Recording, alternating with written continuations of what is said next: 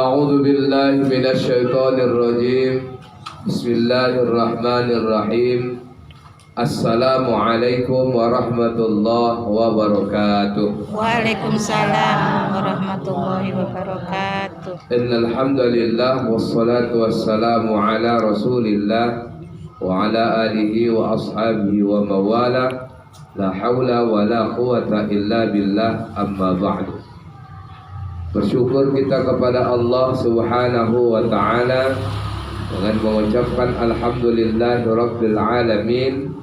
Pada sore hari ini Allah masih memberikan kita nikmat, baik berupa nikmat kesehatan, kesempatan dan keringanan langkah, sehingga kita dapat berkumpul bersama di majelis yang mulia ini dalam kegiatan pengajian dan sebagaimana dilaksanakan. Semoga hendaknya pertemuan kita pada sore hari ini pertemuan yang senantiasa dalam bimbingan Allah, dan mudah-mudahan perpisahan kita nantinya perpisahan yang senantiasa dalam perlindungan Allah Subhanahu wa ta'ala. Amin ya rabbal alamin. Selanjutnya selawat merangkaikan salam kita persembahkan ke hadirat junjungan alam Baginda Muhammad Rasulullah sallallahu alaihi wasallam, dengan memperbanyak berselawat kepada baginda Rasul. Mudah-mudahan kelak kita mendapat syafaat daripadanya yaumil hisab kelak. Amin ya rabbal alamin. Yang kami hormati ahli bait beserta seluruh keluarga, ibu-ibu, orang-orang tua kami, jamaah yang dimuliakan oleh Allah Subhanahu wa ta'ala. Ibu-ibu jamaah yang dimuliakan oleh Allah Ta'ala. Adapun judul materi kita pada sore hari ini tentang 6 perkara yang dirahasiakan Allah dalam kehidupan manusia. 6 perkara yang dirahasiakan Allah dalam kehidupan manusia. Kenapa Allah Subhanahu wa ta'ala merahasiakan 6 perkara ini? Agar supaya manusia di dunia ini berusaha untuk mencari 6 perkara yang disebutkan Allah itu. Gunanya dalam menjalani kehidupan ini, kita betul-betul menjalaninya dengan sebaik-baiknya. Karena 6 perkara ini tak ada satu manusia pun yang tahu. Karena itu adalah merupakan rahasia Allah Subhanahu wa ta'ala. Dengan alasan Allah merahasiakan itu agar supaya kita bersungguh-sungguh untuk mendapatkannya, karena di dalamnya terdapat nilai-nilai keutamaan, keistimewaan yang diberikan Allah Subhanahu wa ta'ala. Maka oleh karena itu, ibu-ibu jamaah yang dimuliakan oleh Allah ta'ala, Sayyidina Umar bin Khattab radhiyallahu an, yaitu khalifah yang kedua, Abu Bakar, Umar yang kedua, beliau menyebutkan tentang 6 perkara yang dirahasiakan Allah itu. Beliau mengatakan, innallaha katama sittatan fi sittatin, katama ridha fi ta'atin, wa katama al-ghadaba fi ma'siyatin, wa katama lailatul qadri fi syahri Ramadan, wa katama awliya'ahu fi ma bainan nas, wa katama al-mauta fil umri, wa katama as-salatal wusta fi salati. Umar bin Khattab radhiyallahu anhu beliau mengatakan, sesungguhnya Allah merahasiakan 6 perkara di 6 perkara lainnya, yaitu Allah merahasiakan ridhonya dalam perbuatan taat kepada Allah, merahasiakan murkanya dalam perbuatan maksiat, merahasiakan Lailatul Qadar dalam bulan Ramadan, merahasiakan wali-walinya di tengah-tengah kehidupan manusia, dan merahasiakan kematian di sepanjang kehidupan umur manusia, serta merahasiakan sholat usta di dalam sholat 5 waktu. Nah, inilah 6 perkara yang tidak satu manusia pun yang tahu rahasia Allah Subhanahu wa ta'ala itu. Yang pertama, kata Sayyidina Umar bin Khattab radhiyallahu an, beliau mengatakan, katamar ridha fi ta'ati. Allah merahasiakan atau menyembunyikan keridhaannya terhadap ketaatan manusia kepada Allah Subhanahu wa ta'ala. Ibu-ibu jamaah rahimakumullah, maksudnya adalah Allah tidak menunjukkan kepada kita yang hidup ini mana amalan yang lebih mulia di hadapan Allah, lebih bagus, lebih banyak keutamaannya dibandingkan amal-amalan yang lain. Tetapi ingatlah, setiap amalan yang dikerjakan manusia itu semuanya baik. Itu semuanya diterima Allah. Manakala kita yang beramal ini, kita landasi amal ibadah kita itu dengan nilai-nilai keikhlasan kepada Allah Subhanahu wa ta'ala. Maka apabila setiap amalan yang kita kerjakan itu didasari dengan keikhlasan kepada Allah dalam menjalankannya, maka insya Allah amalan kita itu akan diterima oleh Allah Subhanahu wa ta'ala. Namun justru sebaliknya, tak ditunjukkan Allah yang mana amalan yang paten. Apa sebabnya? Nanti orang beramal ni pilih-pilih. Kalau orang beramal tu nanti yang ini borat, orang tu hendak beramal.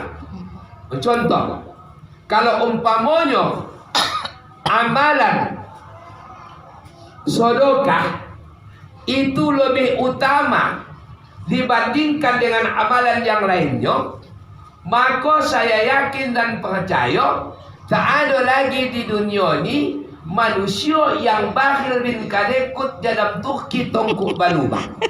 Nampak ni? Kenapa? Kerana orang tahu, oh, ini rupanya salah satu amalan yang sangat istimewa di hadapan Allah, bersedekah. Maka setiap hari orang bersedekah. Asalkan ada budak-budak lewat, paling tidak bersedekah roti, bersedekah pisang. Sini ya, sini nenek. Nah, nenek bersedekah ya. Lewat rumah satu lagi. Sini ya, bersedekah. Sekampung tu kalau umpamanya di gang tu ada 10 rumah tangga, alamatlah 10 orang lah bersedekah sekali lewat sini. Tetapi dirahasiakan Allah. Tak tahu kita amal yang mana. Kalau sempatlah umpamanya amal yang istimewa itu, umpamanya contohnya melaksanakan haji atau umrah, melaksanakan umrah, yakin dan percayalah kita ibu-ibu, orang-orang tuaku sekalian, pasti orang banyak berangkat umrah. Habis balaknya, nak pingin bonak tahu dia macam mana kelebihannya, berjual rumah orang sanggup nak ke umrah. Tapi begitu pulang umrah nanti pulangnya, apa? Ya kan? Pulang haji. Ya kan? Itulah nanti dibilang orang Tuhan haji mabrur, ya kan? Haji mabrur dibilang orang pula lah haji papo. Gaya ada hajah tu lah. Ya, bangkat dia umrah, pulang dia tak bawa rumah lagi, papo dia pulang dia umrah. Tetapi tak ditunjukkan Allah. Apakah yang mana amal ibadah kita? Supaya apa? Supaya timbul yang namanya keridhaan kita dalam beribadah. Supaya timbul keikhlasan kita dalam beribadah. Tetapi kalau yakinlah dan percaya, tetapi kalau ditunjukkan ini amalan yang bagus di hadapanku, kata Allah, maka semua akan berusaha, semua akan berlumba, semua akan melakukan yang terbaik dalam untuk mengojah amal ibadah yang diperintahkan Allah itu. Makanya karena lantaran tak tahu kita buat mana, ya kan? Apakah ininya? Tak tahu kita, maka dalam beribadah kita tidak boleh kita memilih dan memilah. Dan mana rasa kita yang baik, mana rasa kita yang paling mantap, itu saja yang awak kehojokan. Tidak. Tetapi disembunyikan Allah. Supaya apa? Supaya kita berusaha mencari namanya amal ibadah nanti memasukkanku ke dalam surganya Allah Subhanahu wa ta'ala. Maka dalam sejarah pernah diceritakan bahwasanya Imam Al-Ghazali penulis buku, Bu. Beribu kitab ditulisnya buku itu. Suatu ketika ada pemuda yang bermimpi tentang kepribadian Imam Al-Ghazali tadi. Ternyata meninggal, wafat Imam Al-Ghazali. Ditanya pemuda tadi, wahai Imam, apa yang menyebabkan kau masuk ke dalam surga? Bukan karena menulis kitab tadi itu, Bu. Ternyata pernah suatu ketika Imam Al-Ghazali menulis kitab, tiba-tiba ada lalat yang menempel di apanya itu, di tintanya itu. Oh, tidak minum. Dipadiahkannya lalat itu minum. Ya, mencicipi tintanya itu daripada hal tintanya itu adalah hitam. Kan begitu kan? Tinta, tak berasa. Dipadiahkannya. Akhirnya apanya? Ternyata hal sepele. Lantaran karena lalat tadi itu nama minum tinta tadi itu nyokapnya memasukkan Imam Al-Ghazali ke dalam surganya Allah Subhanahu wa ta'ala. Kan sepele. Anda tahu gitu, kan? Kalau sompatlah umpamanya majlis taklim ni dan membuat kita masuk surga, makanya orang rame-rame datang wirid Yasin. Kenapa? Mantap, ya kan? Kau itu pun inilah tuan rumah. Biasanya 20 orang, ada 200 orang datang. Sekampung lepulai satu kelurahan datang. Kenapa kamu? Mau wirid Yasin gitu ke sana no? Kata Pak Cipolan, kenapa? Itulah amalan yang paling paten nanti. Selain awak menurunkan tiuk saja kita kahang. Tiuk kan bikin saja mata kita. Biar orang tu nama bacanya pulang kita orang dapat bontor. Kan? Akhirnya nanti tak tahu kita. Oh tidak bukan. Inilah kata marridha fi ta'atin. Apa? Kono. Sesekali kono gak apa. Gak salah kita kayak iya. Kata marridha fi ta'atin. Ayo, kata marridha fi ta'atin. Artinya apa? Yang namanya Allah Ta'ala menyembunyikan keridhaannya dalam yang namanya beribadah kepada Allah Subhanahu wa ta'ala. Selanjutnya yang kedua, Ibu Jamaah rahimakumullah. Wa katamal ghadaba fi ma'siyatin. Allah menyembunyikan kemarahannya di dalam maksiat. Ya kan? Allah menyembunyikan kemarahannya di dalam maksiat. Ibu-ibu jamaah orang-orang tuaku yang dimuliakan oleh Allah Subhanahu wa ta'ala. Di saat Allah marah, tak pada terus ditunjukkan Allah kemarahannya, tetapi dikumpul-kumpul Allah kemarahannya itu. Kapan nanti akan diungkapkan Allah? Nanti pada hari kiamat. Baru nanti Allah Ta'ala menunjukkan kemarahannya. Sewaktu kita di dunia ini, kalau ada nama maksiat, datang ke situ. Tak peduli Allah. Nanti suatu saat apa yang kita kerjakan, apa yang